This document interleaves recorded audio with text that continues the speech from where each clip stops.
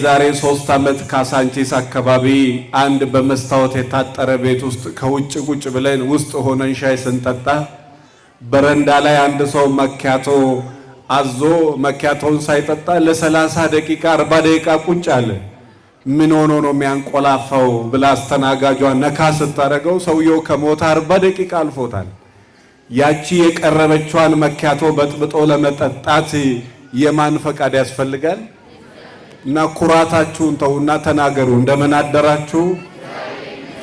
በሰላም አንግቶ በምሕረቱ ደጅ ላይ ተገኝተን እግዚአብሔር ይመስገን ብለን እንድናመሰግነው የረዳን፣ ብናመሰግነው ምንም የማንጨምርለት፣ ባናመሰግነው ደግሞ ምንም የማናጎድልበት የሰማይ የምድር ጌታ የዘላለም ለማባት የሰላም አለቃ መድኃኔዓለም ኢየሱስ ክርስቶስ ስሙ ለዘላለም የተመሰገነ ይሁን።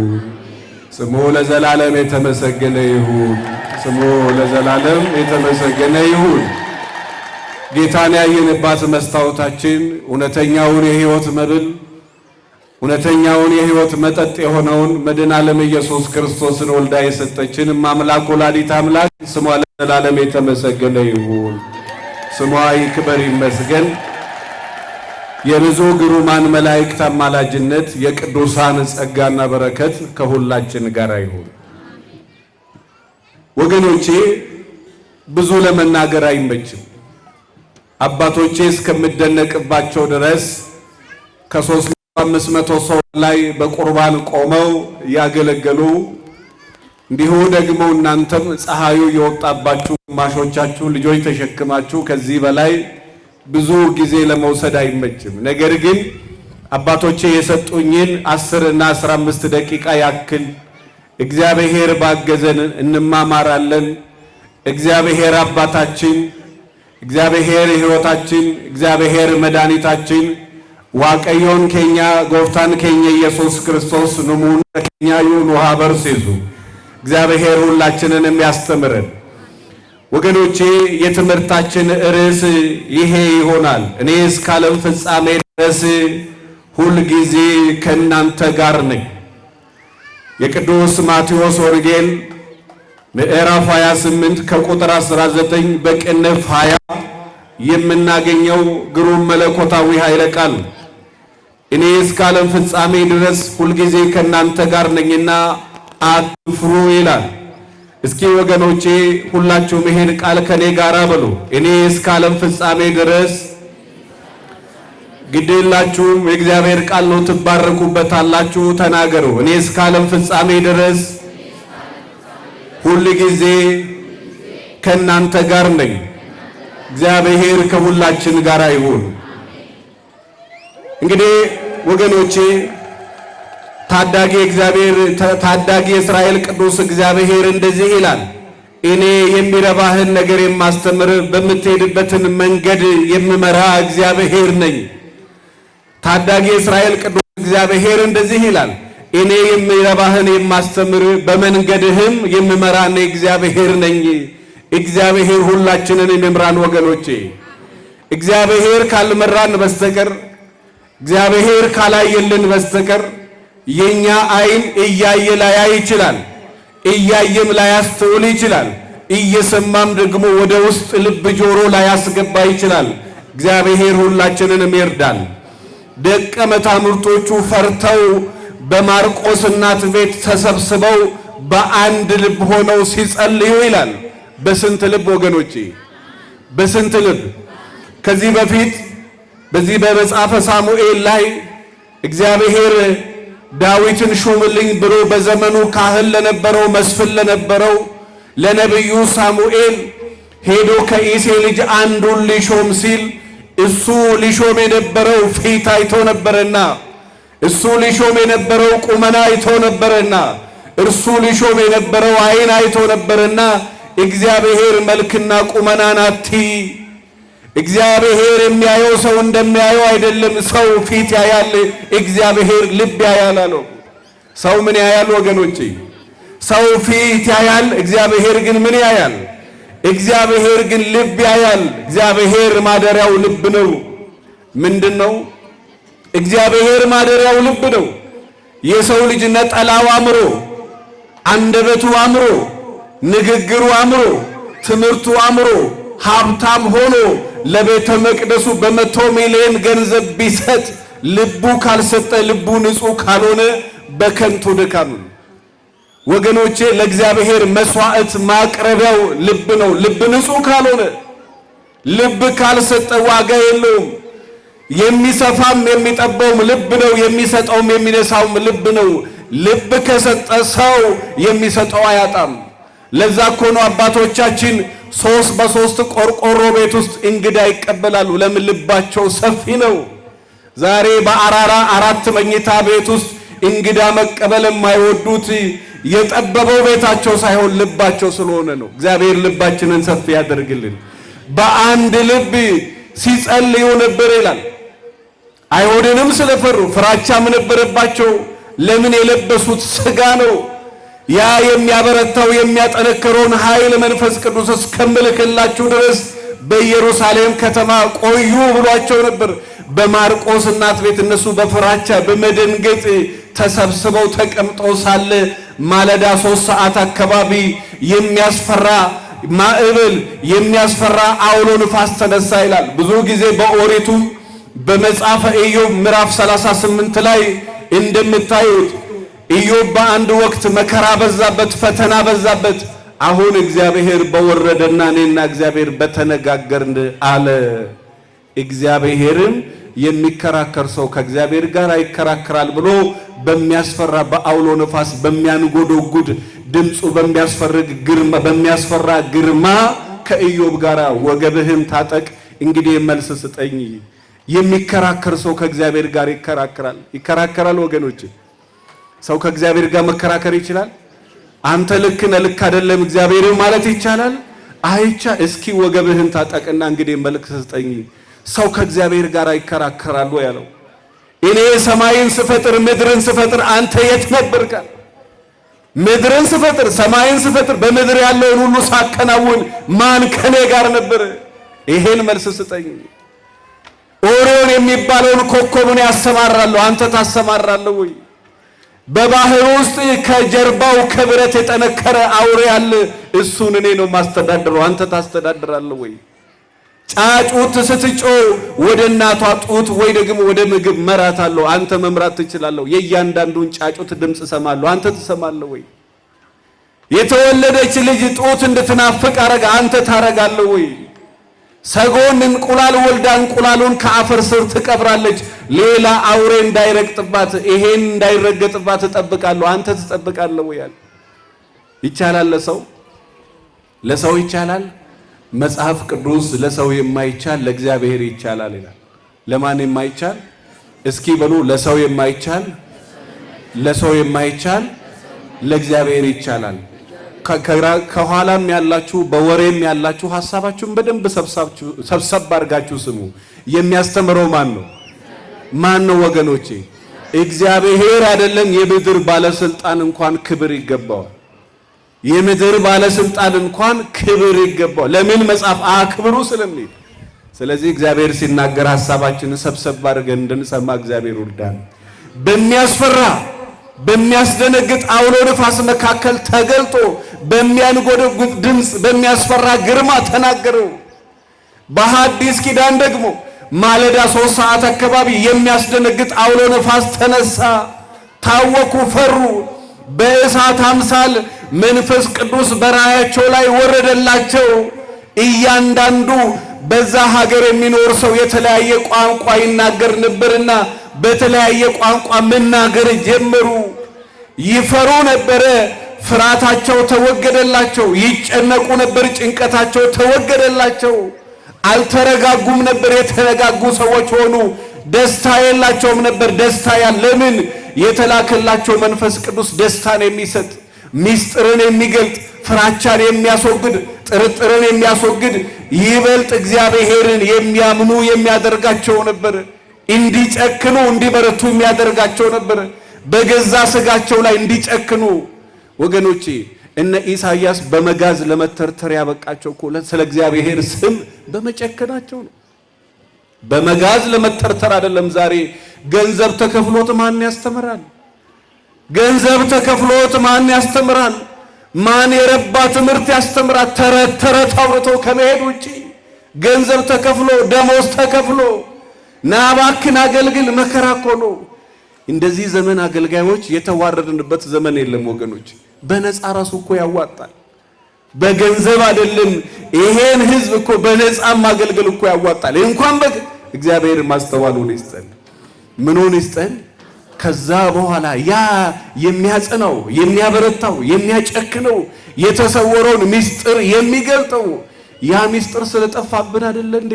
አንድ ቤት ውስጥ አማርኛ አውርተን ኦሮምኛ አውርተን መግባባት ያቃተን፣ ሚስት ከባለቤቷ ጋር መግባባት ያቃታት ያ ምስጢርን የሚገልጥ የሚያጸና የሚያበረታው ያ መንፈስ ቅዱስ ጸጋ ከኛ ጋር ስለሌለ ነው ወገኖቼ።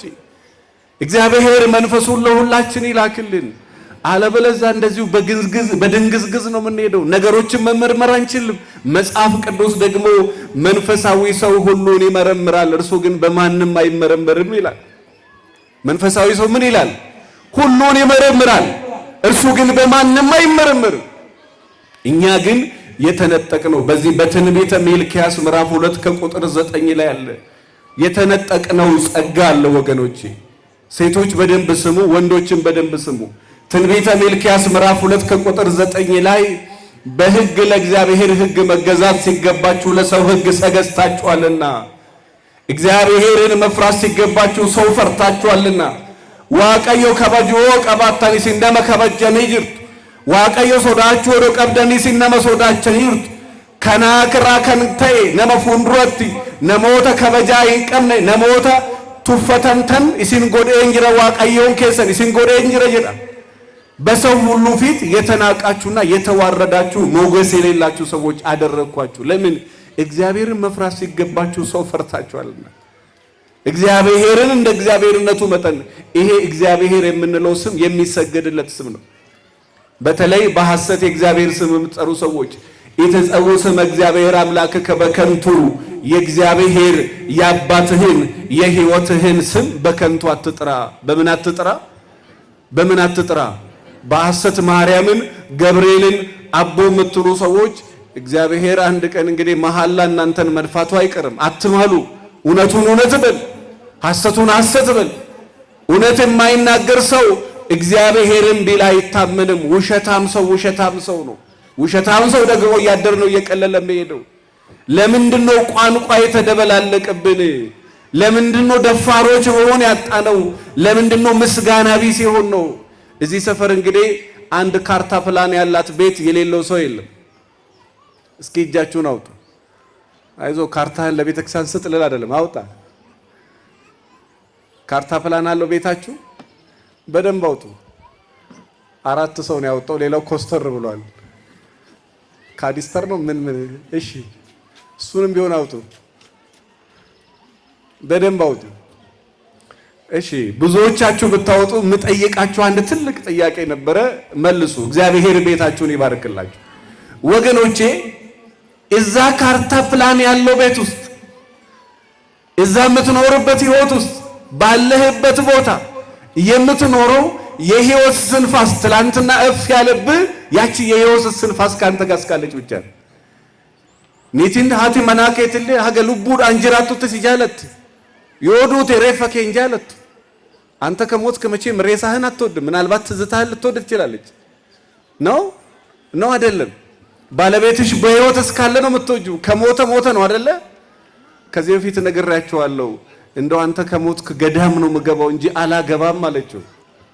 ኧረ እባክሽ እኔ ከሞትኩ በኋላ ማግባት አለብሽ ግድ የለሽም ብሎ ተጨቃጨቁ።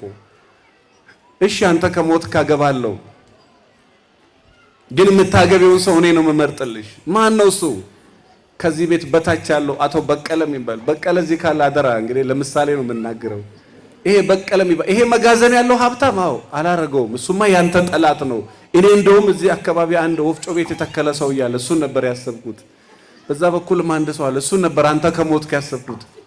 የዛሬ ሰው ወገኖቼ ልጆች የእናት አባቶቻቸውን ሞት ይመኛሉ ንብረት ለመውረስ። ደጋግ ልጆች ደግሞ አሉ። እግዚአብሔር ይባርክላችሁ፣ እግዚአብሔር ይባርክላችሁ። ዛሬ ብዙ ልጆች ልጅ ስታቆርቡ አይቻለሁ። ስለ ልጅ አስተዳደግ አንድ ነገር ልንገራቸው። ሁሉን አጥቶ ያደገ ሰው ለልጆቼ ሁሉ ይገባቸዋል ይላል። ሁሉን አጥቶ ያደገ ሰው በቃ ልጆቼም እንደኔ ሁሉን ማጣት አለባቸው ይላል። አን ረከደተን ጉደድ ኢጆሌን ትየለ ረከርቴ ጉደቹ ቀድ ጀደ ያመና አኔ ሁንዳ አቤን ጉደድ ኢጆሌን ትየሆማ ደጉን ቀብዱ ጀደ። ከዛ የተነሳ ለልጆቻቸው ስልክ ይሰጣሉ፣ ዕቃ ይገዛሉ፣ ኬክ ሁሉን ይሰጣሉ። ከዛ በኋላ ልጆቹ ሁሉም ይገባኛል ብሎ ያደጉ ሲሄዱ ባል ቤት ገብታ ሁሉ ነገር እንደሚገባት ነው የምታስበው። ሁለተኛ ባል ውሽማ፣ ሆቴል ቤት፣ ጭፈራ፣ መጠጥ፣ ሌብነት፣ ወርቅ ሁሉ ይገባኛል ትላለች። ወገኖቼ ሁሉ አዎ ይገባናል፣ ነገር ግን በመጠን ነው። አጉል የሆነ በራስ መተማመን በራሳችን ላይ እስከምናዳብር መሆን የለበትም። ለልጆቻችሁ ሁሉንም መስጠት ችግር ነው፣ ሁሉንም መንሳት ችግር ነው። ልጆቻችሁን በመጠን አሳድጉ። በምን አሳድጉ? በምን ወገኖቼ? እንደው እናቶች ካላችሁ ዛሬ ጠላት ተብለሽ ነገ እናቴ ነች ለዚህ ያበቃችኝ የምትባይ ወርቅ ሴት ለመባል ከፈለግሽ ልጆችሽን ቆንጥጪ። ጠቢቡ ሰለሞን ልጅህን በጊዜ ቅጣው ይላል። ልጅ አለኝ ብላችሁ የምታስቡት ልጅህን ስነ ስርዓት ስታስይዘው። ልጅህን ስነ ስርዓት ለማስያዝ ደግሞ አንተ መጀመሪያ ስነ ስርዓት ያዝ። ስነ ስርዓት የሌለው ሰው ስነ ስርዓት ማስተማር አይችልም። ስነ ምግባር የሌለው ሰው ስነ ምግባር ማስተማር አይችልም። መጠጥ የሚጠጣ አረቄ የሚገለብጥ ሰባኪ መስበክ አይችልም። ለምን? እሱ ራሱ ጠጪ ነው። እንዴት አትጠጡ ብሎ ያስተምራል? መጀመሪያ ሰው ራሱ መተው አለበት። ጠጪ ሰው አትጠጡ ብሎ ማስተማር የለበትም። አምሽቶ ሰክሮ የሚገባ አባት ልጁን ስነ ስርዓት ማስያዝ አይችልም። መጀመሪያ አንተ ስነ ስርዓት ያዝ። መጀመሪያ አንቺ ስነ ስርዓት ያዝ። ከዛ በኋላ ቤትሽን እንደባለ አክብር። እንደው ሁሉ ጊዜ ይላችኋለሁ መጽሐፈ ምሳሌን አንብቡ ብላለሁ። ሴቶች እንደው አንድ ቆንጆ መጽሐፍ አንድ 10 ፍሬ በኋላ ሊሸልማችሁና እስኪ እኔ መጽሐፈ ምሳሌን ሙሉውን አንብቤያለሁ የምትለኝ ሴት እዚህ ውስጥ ካለች በ4 ዓመትሽ አንብበሻል ነው አውጪ ብላሽ ነው እናትሽ። እስኪ ከሴቶች ይሄ ሁሉ ቆራቢ ይሄ ሁሉ አስቀዳሽ ምኑን አውቀሽ ሴት አከምት ዱበረተው ወደረ መጽሐፈ ምሳሌ ገብተሽ ካላነብሽ መጽሐፍ ቅዱስ ልባሟን ሴት ማን ሊያገኛት ይችላል ይላል። ከቀይ ዕንቁ እጅግ የተሻለች ናት። ማልዳ ትነሳለች፣ ለባለቤቷ፣ ለሰራተኞች፣ ለገበሬዎች ምግብ ታዘጋጃለች። እስከ ጠዋቱ 4 ሰዓት እያንኮራፋች 4 ሰዓት ተነስታ ደግሞ ወደዚህ ወደዛ ትገላብ። ባለቤቷ ሊወጣ ሲል ልትሄድ ነው እንዴ እና ሊተኛ ነው እንዴ 4 ሰዓት እንደዚህች አይነት ሰነፋዋን ሴት አይደለም መጽሐፍ ቅዱስ ልባም ሚላት። ኮስተር እያልሽም ስሚ እኔ ካልነገርኩሽ ማን ይንገርሽ? አዎ ልባም ሴት ማልዳ ትነሳለች ይላል። መፍተል በሚወጁ እጆቿ ትፈትላለች። ለባለቤቷ ጋቢ ብልኮ ታለብሳለች። ገብቶ እንዳይጣላ ዛሬ ጋቢ ብልኮ መፍተል በሚወጁ እጆቿ ትፈትላለች። ሚቲንግ ከነውጀቴ ቤክቲ ኢምቤክቱ እዚህ አዳማ ገብርኤል ሳስተምር ሰውየው ምግብ ራሱ በትክክል አትሰራለትምና እንደው ጸጋ ያደራህን በታይፎር ታይፈስ እየሞትኩ ነው። ሚስቴ እዛ ጋር ቁጭ ያለች እሷ ነችና በደንብ እንደው ስለ ምግብ ጽዳት ጠብቂ በላት አለኝ። ለካ ወደ 7 ዓመት ነው 10 ዓመት ብረድስት አላጠበች። እዛው ለቅለቅ አርጋ ሁለተኛ፣ ለቅለቅ አርጋ ሶስተኛ፣ ለቅለቅ አርጋ አራተኛ። ሰውየው በታይፎር ታይፈስ ሊሞት ፍርፍር ታቦካለች ብላ፣ ይሄን ጎመን ታቦካለች ብላ እሷ ራሷ አረ እንደው ሴቶች ባካችሁ እንዴት ሰው 10 ዓመት ውስጥ እንደው 20 አይነት ምግብ አያውቅም? ያንኑ ዘይት ከላይ ገልብጦ አብክቶ ሰውን በጨጓራ በጉበት ፈንድቶ ሊሞት። ሰውየው ቦርጩ እኮ ከየት ያመጣው ቦርጭ ነው? ያንቺ ውጤት ነው ይሄ። አዎ ያንቺ ውጤት ነው። ባሎቻችሁን በሞያችሁ ተንከባከቡ። ሴት ልጅ ሞያ ሲኖራት ራሷን ስትጠብቅ ልባም ስትሆን እግዚአብሔርን ስትፈራ አስተዋይ ስትሆን ደስ ይላል አይልም? ወንዶች ነገሩ ደስ ይላል አይልም? እየሰሙ ነው ግን ይላል አይልም? ዳጋጅርቱ ሴት ልጅ ሞያ ሲኖራት ባሏን ስትንከባከብ ደስ ይላል አይልም? ይላል። ጎንበስ ብላ የባለቤቷን እግር የምታጥብ እንደው እግር እንዳለው ራሱ ታውቃለች። በዚህ ዘመን ያለች አሉ ባለቤትሽ እግር ጥፍሩ ምን አይነት ነው? ግድግዳ የሚበሳ ነው። ባለቤትሽን እግር ማጠብ፣ ጥፍሩን መቆረጥ፣ መንከባከብ፣ ወገኖቼ ይሄ የቤተ ክርስቲያን ስነ ስርዓት ነው። ባልን ማክበር፣ ባልን መውደድ። መጽሐፍ ቅዱስ እንደ ሴቶች ለጌታ ብላችሁ ለጌታ እንደምትገዙ ለባሎች እግዚአብሔር ምስክሬ። ገብታችሁ አንብቡ። ሴቶች ለጌታ እንደምትገዙ ለጌታ ብላችሁ ለባሎቻችሁ ተገዙ። ምን በሉ? ተገዙ። እግር ማጠብ ቁም ነገር አይደለም። ባልን መንከባከብ ቁም ነገር አይደለም። የሚበላውን ማዘጋጀት ቁም ነገር አይደለም። እናንተ ባሎችም አስቤዛ ገንዘብ፣ ይሄ መጽሐፍ ቅዱስ አይደለም የሚለው የሚገባትን ሁሉ ያድርግላት ነው። በእኛ ቋንቋ ነው አስቤዛ ያልኳቸው። አዎ የሚገባትን ያድርግላት ይላል። ሀዳ መናኬቲፍ ወንተ በርባድ ሁንዳ ጎድ ይፍይደ የሚገባትን ሁሉ ለሚስት ምን በላት? ቅዱስ ጳውሎስ አድርግላት። ሚስትም ለባለቤቷ የሚገባውን ሁሉ ታድርግለት። አንተ ሚስትን ከተንከባከባት፣ እወድሻለሁ ካልካት፣ እናቴ ካልካት፣ ካፈቀርካት፣ ካከበርካት አንተን እንደ ንጉሥ የማታይበት ጉዳይ ነው። ነገር ግን አንተ እየጠጣ ወደ ላይ ወደ ታች እያልክ ቤት ውስጥ የምትኖር የምትናገረውን የማታቅ ተሳዳቢ፣ ተናጋሪ፣ ኃይለኛ፣ እልህኛ እንደዚህ አይነት ወንድ ሴት ልጅ አታከብርም። እውነት ነው ውሸት ነው? ሴቶች ተናገሩ። እንግዳ ትምህርት የሆነባችሁ አላችሁ፣ ጸጥ አላችሁ። ልክ ነው ልክ አይደለም? አዎ ዛሬ መማር አለበት ባለቤትሽ። ሚስቱን ማክበር አለበት የለበትም? አዎ ሌሊቱን ሙሉ ከማታ 12 ሰዓት እስከ ሌሊቱ 9 ሰዓት ዶሮ ወጥ ስትሰራ ደክማ ያደረችን ሴት እንዶ ዶሮሽ ይጣፍጣል ሳትል የበላ ቀን ገደለች። የዛ ቀን ብትፈታህም ደስ ይላታል። አዎ ባሎች ባካችሁ፣ ይሄ የቤተ ክርስቲያን ትምህርት ነው። ሚስቶቻችሁን ውደዱ። ማንን ውደዱ? እወድሻለሁ በላት፣ አክብራት፣ አትደብቅ፣ አትማቅጥ። በትዳር ላይ እናቴ ሆይ በላት፣ እህቴ ሆይ በላት፣ እግዚአብሔር ነው የሰጠኝ በላት፣ ስጦታዬ ነሽ በላት። ሴት ልጅ በባለቤቷ መወደድ ትፈልጋለች፣ መከበር ትፈልጋለች፣ መደመጥ ትፈልጋለች፣ ታማኝ ወንድ ትፈልጋለች። አዎ እንደዛ ራስ ከሆንክ እሷም ደና ደና ምግብ መቼም ወንድ በዚህ ዘመን ወንድ ልጅ ምን ይወዳል? ምን ይወዳል? ሆዱን። አቤት አቤት አቤት! እናንተም ማትበሉ ነው የምትመስሉት እኮ። ብረድስቷን ለቅለቅ ላርግ ብላ 4 እንጀራ የምትበላው ማንች? እስኪ ድስቱን ጠርጋለሁ፣ ብረድስቱን ጠርጋለሁ። ለምንድን ነው ብረድስት ቅባት ወደ ታች ነው ወይስ ምንድን ነው ሴቶች ብረድስት የሚወዱበት? የዛሬዋ እንደዛ አይደለችም። እና አንዳንድ ቦታ ላይ ያጋጥመናል። ወንዶች እንደዚህ በ50 ዓመታቸው አምሮባቸው እኮ የምናየው ራሳቸውን ስለሚጠብቁ ነው። አንቺ ዘይት አንጪ፣ አንቺ ሽሮ አንጪ፣ አንቺ ቅቤ አንጪ ብለው እየተጋጩ ይበላሉ። ይሄ 10 7 8 የሚከራይ ቤት ያለበት ቦታ ላይ አዋጥተው ይበላሉ። ችግር የለባቸው። ነገር ግን እሱ አይደለም ትምህርቱ። ሴት ልጅ እንደ ሴትን ማክበር እግዚአብሔርን ማክበር ነው። ወንድሞቼ ባለቤትን ማክበር ራስን ማክበር። ባለቤቷን የምታከብር ሴት ራሷን ታከብራለች። ራሷን የምታከብር ሴት ባሏን ታከብራለች። ራሱን የሚያከብር ወንድ ሚስቱን ያከብራል። ሚስቱን የሚያከብር ወንድ ደግሞ ራሱን ያከብራል። ስለዚህ ትዳራችሁ የሰላም ትዳር እንዲሆን ከፈለጋችሁ ተከባበሩ። ከዛ በኋላ ደግሞ አንድ ትልቅ ሚስጥር ልንገራችሁ፣ ማንም የማይነግራችሁ። በትዳር 50 ዓመት የኖሩ ሰዎች እንደው በማርያም እኔ ራሴ 40 ዓመት የሞላው ሰው ካለ እኔ ራሴ ሸልሟል። እኔ በትዳር 40 ዓመት ቆይቻለሁ የሚል በማርያም ከኋላም ያለው ወደዚህ ይምጣ። እግዚአብሔር ምስክሬ ነው፣ ስለሚሸልመው ነው። በትዳር 40 ዓመት የኖረው ሰው 40 ዓመት አለ? እሺ የታል? እንደው በማርያም እልል በላችሁ አመስግኑልኝ። ይሄው አንድ የትዳር ሐኪም መጽሐፍ ሰጥቼ እግዚአብሔር ያበርክ። በትዳር ስንት ዓመት ቆዩ? 40 ዓመት ለመቆየት ያበቃችሁ ምንድን ነው? አመስግኑ በድጋሚ። 40 ዓመት እንድንቆይ ያደረገን እግዚአብሔር ነው። ከእግዚአብሔር ቀጥሎ ምንድን ነው? ፍቅር። እኔ እውነቴን ነው። እኔ ከዚህ በላይ ሰው ምን ያማክራል? 40 ዓመት ያቆየን መጀመሪያ እግዚአብሔር ነው። ከዛ ቀጥሎ ፍቅር ነው። እግዚአብሔር ከዚህ በላይ እድሜ ይስጦት። ስንት ዓመት እንዴ! 40 ቀን ከተጋቡ በፋሲካ በ40ኛው ቀን እኛ ጋር ከ50 በላይ ባልና ሚስቶች ተመዝግበዋል። ከ50 በላይ በስንት ቀን? በ40 ቀን። ስልክ የያዛችሁ ሰዎች አባዙ። 40 ሲባዛ በ12 ይሄ 40 ሲባዛ በ365 ስንት ይሆናል?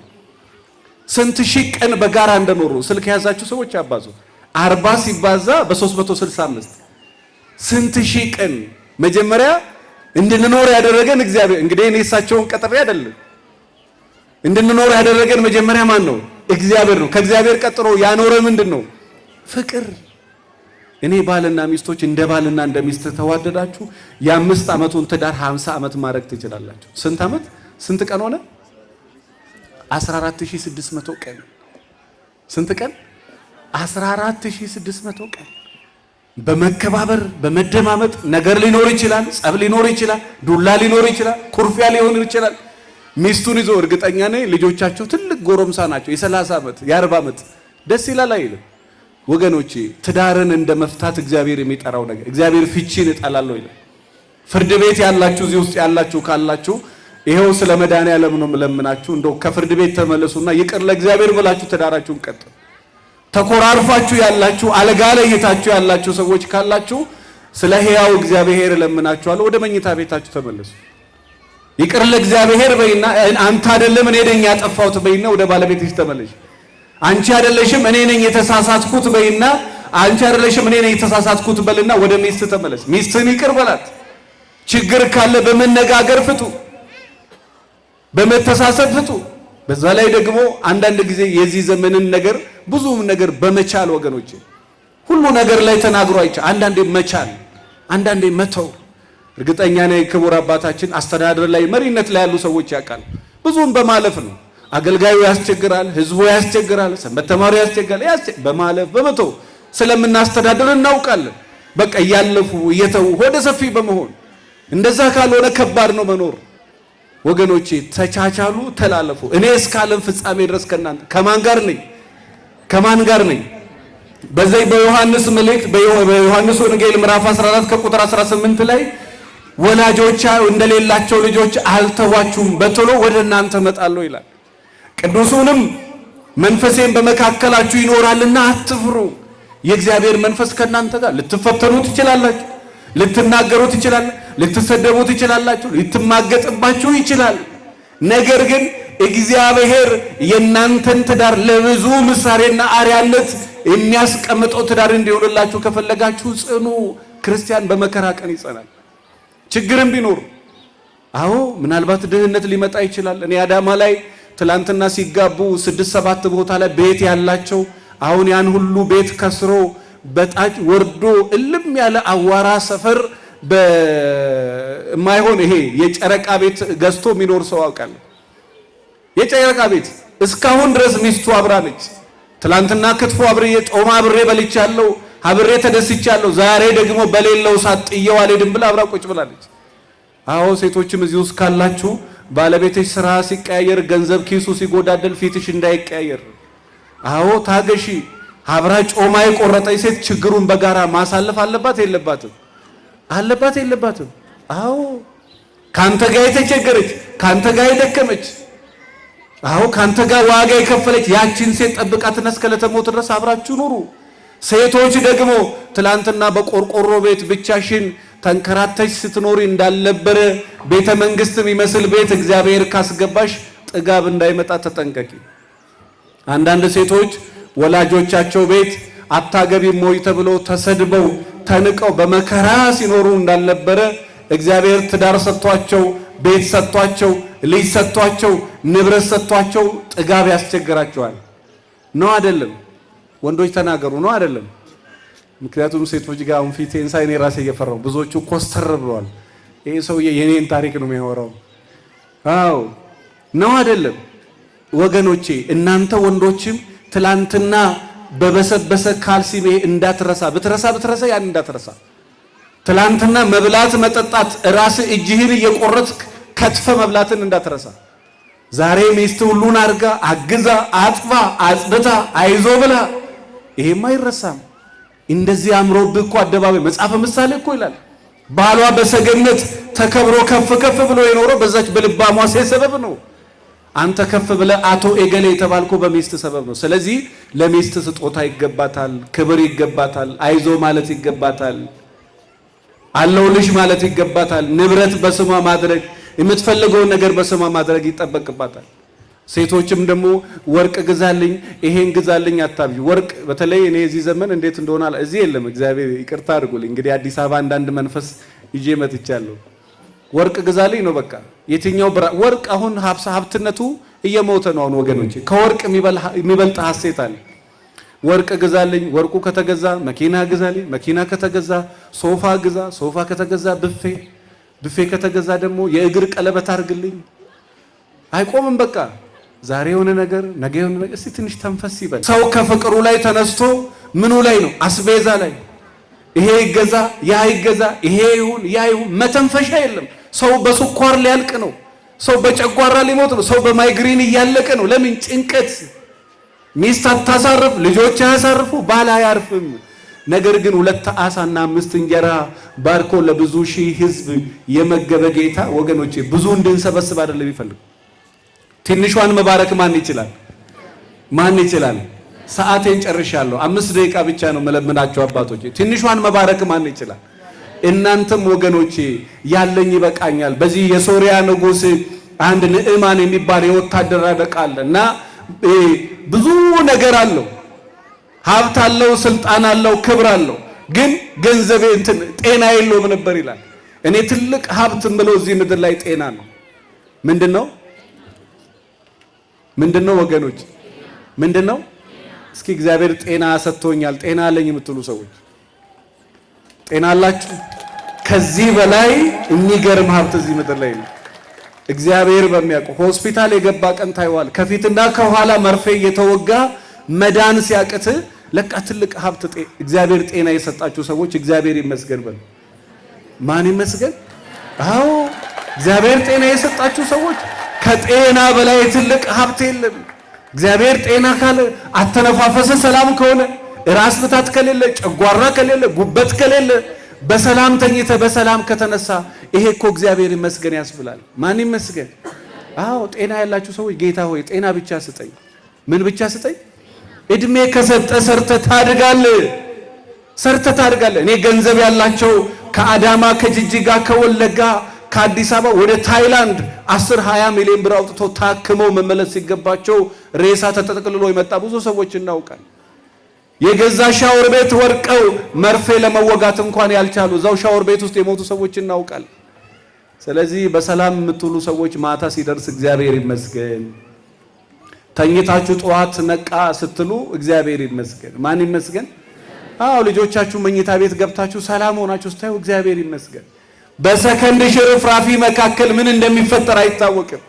አደጋ በሰከንድ መካከል የሚሆን እኔ እንኳን የአንድ የእህቴ ባል ጓደኛ የሚገርማችሁ በጣም የደነገጥኩበትን ነገር ነው የምነግራችሁ። ቁልፍ በሩ ተቆልፎበታል፣ በአጥር ዘልዬ ከፍታለሁ ብሎ እንደዚሁ እያወራ እያለ በአጥር ዘለለ፣ ኤሌክትሪክ ያዘው፣ በዛች ሰከንድ ጸጥታል። በ30 ሰከንድ በማትሞላ ጊዜ ውስጥ። ስለዚህ በጤናችሁ ማን ይመስገን? ይሄ ሰውዬ እንደው ወደ እግዚአብሔር ሰው ወደ ነቢዩ ኤልሳ ሄዶ እባክህ ልታደነኝ ትወዳለህ ወይ ብሎ ለምነው፣ እወዳለሁ ነገር ግን ወደዚህ ባህር 7 ጊዜ ብቅ ጥልቅ በላለው፣ በሀገሬ ከዚህ የተሻለ ወንዞች አሉ፣ እንዴት እዚህ የደፈረሰ ውሃ ውስጥ ብቅ ጥልቅ እላለሁ አለ። ወታደሮቹን ሰብስቦ ዞር ሲል ወታደሮቹ ንጉሥ ሆይ አንተን ማዘዝ ባይሆን ምን ችግር አለው? ቢያድንም ባያድንም እዚህ ብቅ ጥልቅ ብትል ምን ችግር አለው አሉት። እግዚአብሔር መካሪያ ያሳጣችሁ፣ በጎ ጎረቤት በጎ መካሪያ ያሳጣችሁ። ወደ ባህር ገባ፣ 7 ጊዜ ብቅ ጥልቅ አለ፣ ከለምጹ ንጹህ ሆኖ ከባህር ወጣ ይላል። እግዚአብሔር ስሙ ለዘላለም የተመሰገነ ይሁን። ወደ ነብዩ ዘንድ መጥቶ እንደዚህ አለው፣ ወደ ነብዩ ዘንድ መጥቶ እንደዚህ አለው፣ በእውነት ያንተ አምላክ እስኪ በሉልኝ፣ በእውነት ያንተ አምላክ የተባረከ አምላክ ነው። መጽሐፍ ቅዱስ መልካሙን ስራችሁን አይቶ በሰማይ ያለው አባታችሁ እግዚአብሔርን ያከብሩ ዘንድ ብርሃናችሁ በሰው ሁሉ ፊት ይብራ ይላል። እኔ ክርስቲያኖች በእናንተ ሰበብ ቤተ ክርስቲያን እንዳትሰደብ ያላገባሽ ሴት እዚህ ውስጥ ካለሽ ድንግልናሽን ክብርሽን ጠብቂ። ባለትዳር ወንድ አታማግጪ።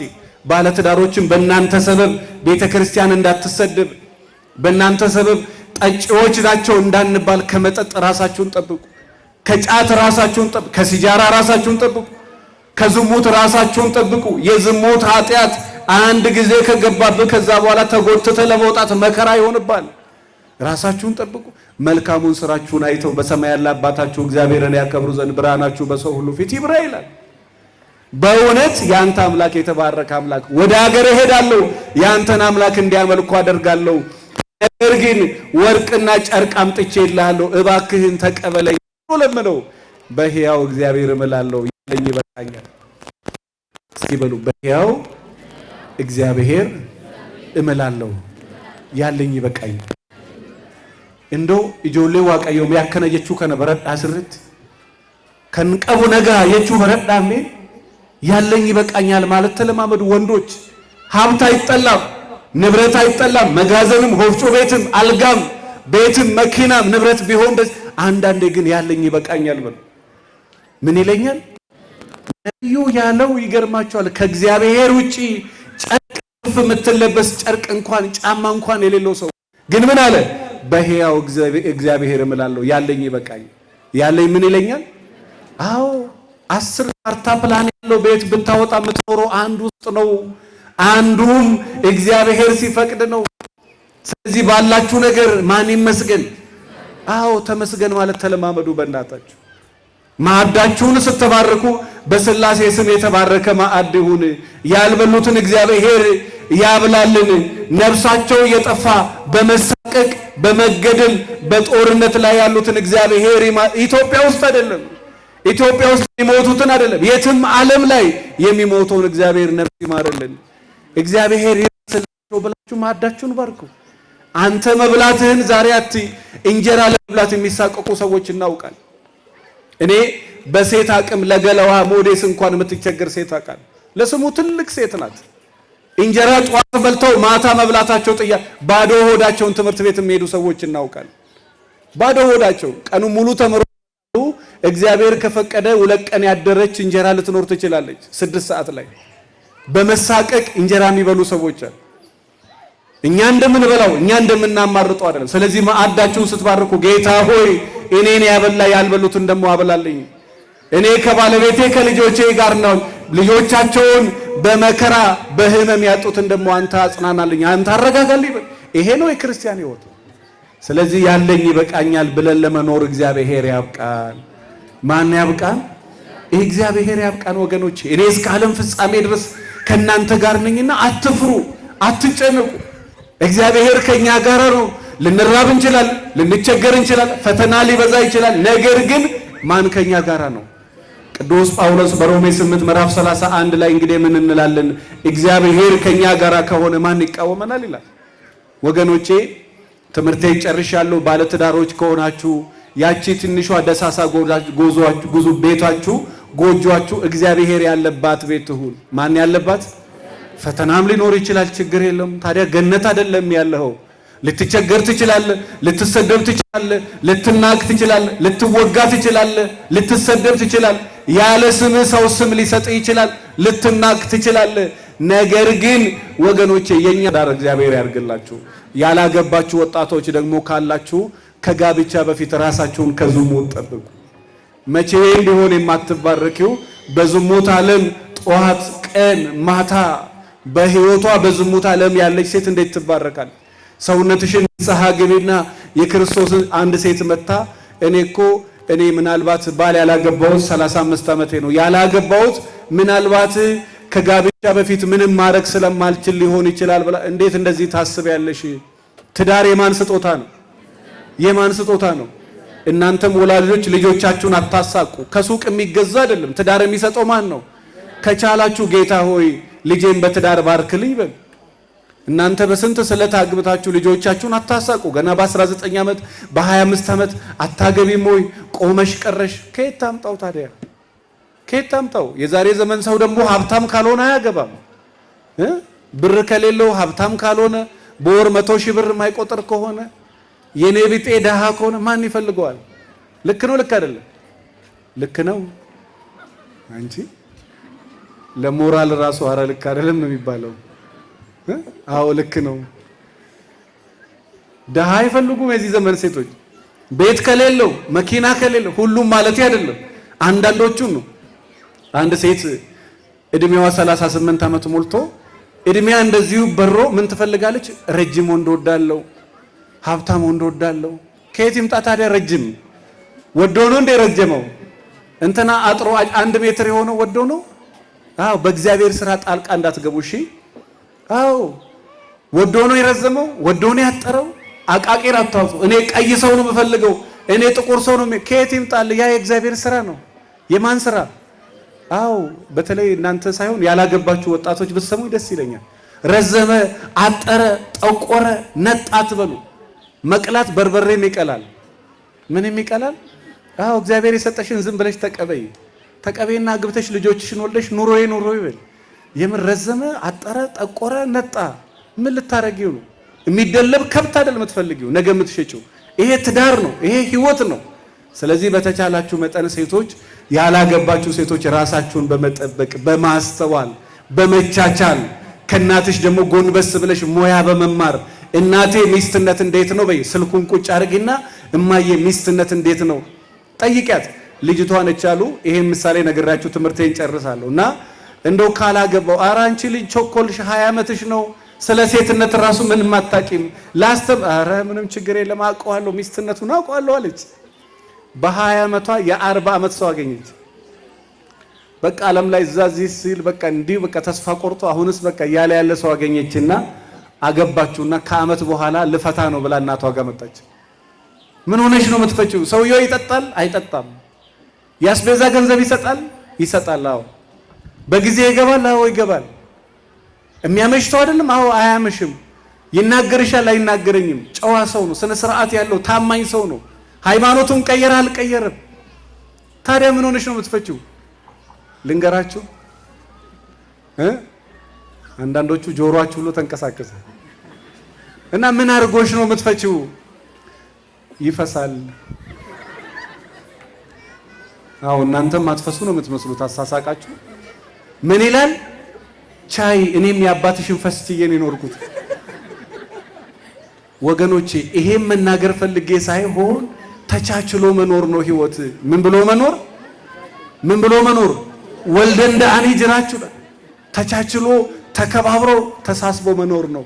እኔ እስከ ዓለም ፍጻሜ ድረስ ከእናንተ ጋር ነኝ። ያስተማረን እግዚአብሔር የመከረን እግዚአብሔር ስሙ ለዘላለም የተመሰገነ ይሁን። እኚህን አባት በጣም እወዳቸዋለሁ። እንደውም ቅድም መምህር ዳንኤልን እያልኳቸው ነበር አሉ ወይ ለሰንበት ተማሪዎች እነሱ ባይደግሱ እርሶንም አላገኝ ነበር፣ እቺ መጽሐፍ አላገኝ ነበር። እሺ ለሰንበት ተማሪዎቹ መደገፊያ እነሱ እርሶን ባይጠሩ እርሶን አላገኝም፣ እርሶን ባላገኝ ይሄን መጽሐፍ አላገኝም። ልጆቹን ማበረታቻ እንደው 100 ብር አምጥቻለሁ። እግዚአብሔር ይስጥዎት ለበላችሁ አመስግኑላቸው። እግዚአብሔር ይስጥልን። እንግዲህ ከክቡር አባታችን ጋራም ከሰባኪያን ጋራም እኔ ከዚህ በፊትም ተናግሬያችሁ ነበር። እግዚአብሔር ቢፈቅድ በወር አንድ ቀን የጋብቻ ትምህርት ባስተምራችሁ ደስ ይለኛል። በጣም ብዙ ጥሩ ሚስጥሮች አሉ። ምናልባት ያላገቡ ወጣቶች ህፃናት አሉ። በተለይ እነሱ ላይም በደንብ ብዙ ነገር ላግዛችሁ እችላለሁ። ከመወዳቸው ክቡር አባታችን መልአከ ኃይል መምህር ኢሳያስ ጋር ተነጋግረን ሌላ ጊዜ መተን በሰፊው እንማማራለን። እንግዲህ ያ 200 ችግር 200 መፍትሄ የሚል ቤታችሁ ውስጥ ዛሬ ባይኖር ነገ ሊኖር ይችላል። ባለትዳሮች ከሆናችሁ ያላገባችሁ ወጣቶች ካላችሁ ወደ 27 መጽሐፍ ነው። አጋጣሚ አልቆ ይዤ አልመጣሁም ነበር። ሌላ ጊዜ ጨምሬ ይዤ እመጣችኋለሁ። እነሱን ውሰዱ። አቅም የሌላችሁ ካላችሁም ደግሞ በነፃ ሰጣችኋለሁ። የእናንተን ትዳር መታደግ ከቻለ ለእኛ ችግር የለውም። እግዚአብሔር ይባርካችሁ። ክቡር አባታችንን መምህራኖቹንም እግዚአብሔር ይጠብቅልን። ሌላ ጊዜ ተገናኝተን በሰፊው እንማማራለን። ያስተማረን እግዚአብሔር ስሙ ለዘላለም የተመሰገነ ይሁን። ወስብሐት ለእግዚአብሔር።